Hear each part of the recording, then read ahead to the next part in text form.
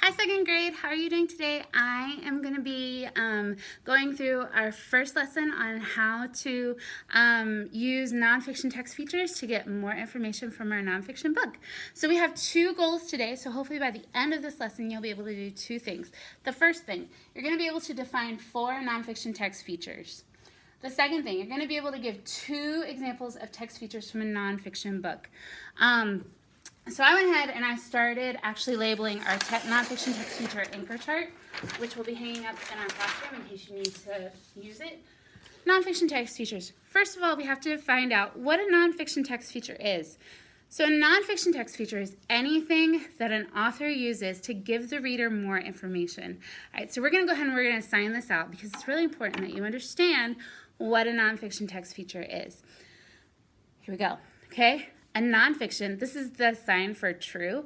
A nonfiction text, and then this is the word for feature, so we just kind of point, okay? A nonfiction text feature, anything that an author uses to give the reader more information. All right, let's do it one more time.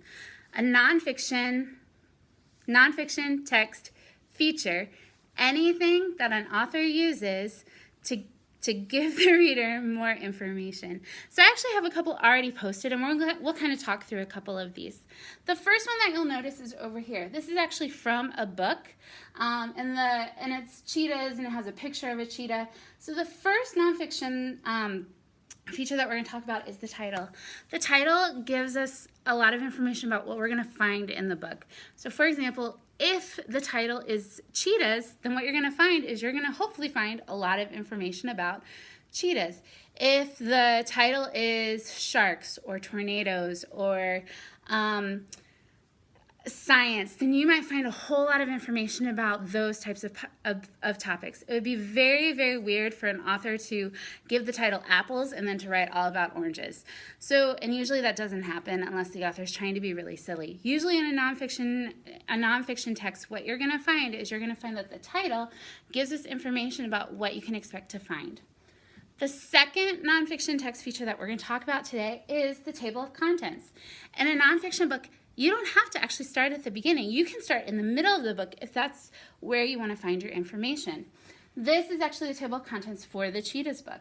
So if I wanted to go down here and say, oh, I want to learn more about how to spot a cheetah, I could turn to page number 6 and I can learn all of that information.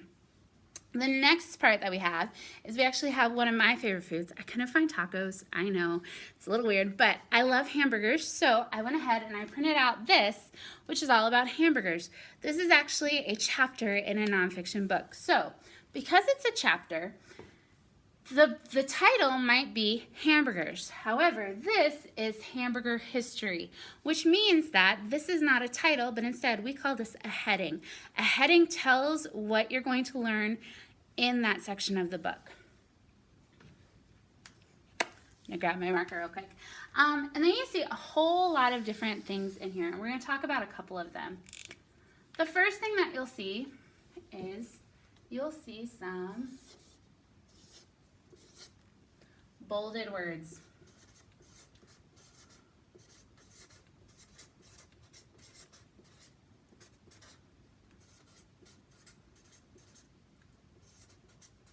A bolded word is a word that an author thinks that you might not know.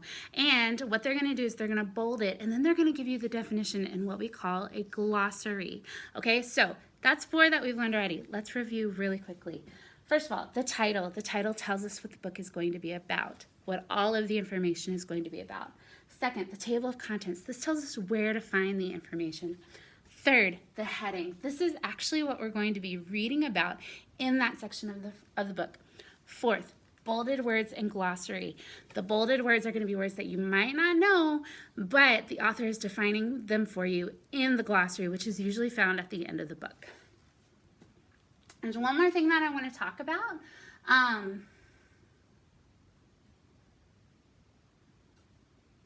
But I don't, oh no, here it is. Okay, so, sorry friends.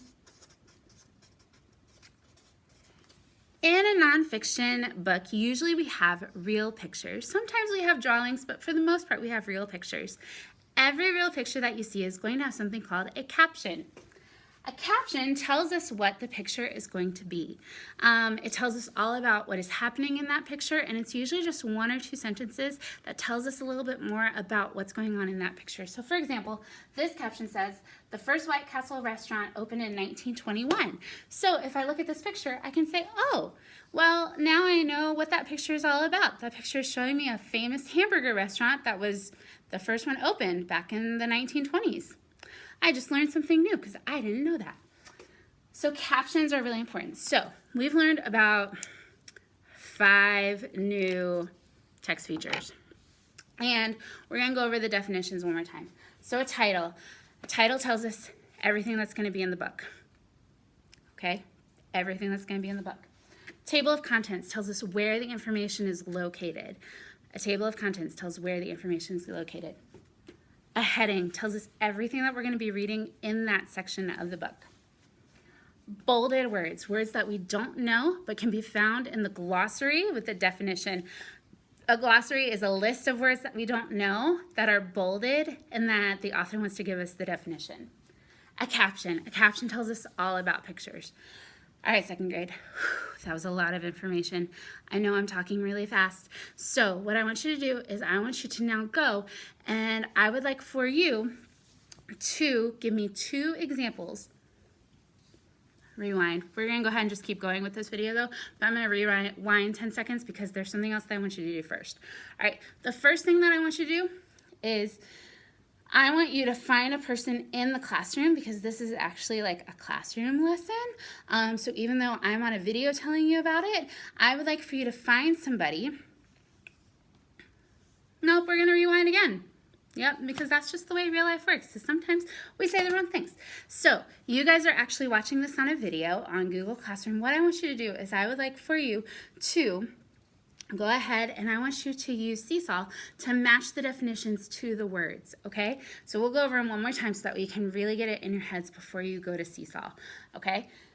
If you need to, you can just repeat after me, so you can pause this video and then just say them to yourself, and then you can go to Seesaw and you can actually match the definitions to the words, all right? And that will actually help with our first SWOBOT, which is to define 4 nonfiction text features. Okay, so let's go over them one more time. The title. The title tells us what the book is going to be about. The author wants us to know information about something, so he's giving us the title so that way we know what the information is going to be. The table of contents tells us where the information is located. Where can I find more information about how cheetahs move, where cheetahs live? Doesn't necessarily have to be cheetahs, but that's just what we're using on the board. It tells us where the information is going to be located. A heading. A heading tells us what we're going to be learning in that section. There's actually other headings too, like ground beef problems and a clean kitchen. A heading is just telling us what we're getting ready to read about. Bolded words. Bolded words are words that the author thinks you do not know. So he is going to be giving you the definition in the glossary, which is at the end of the book.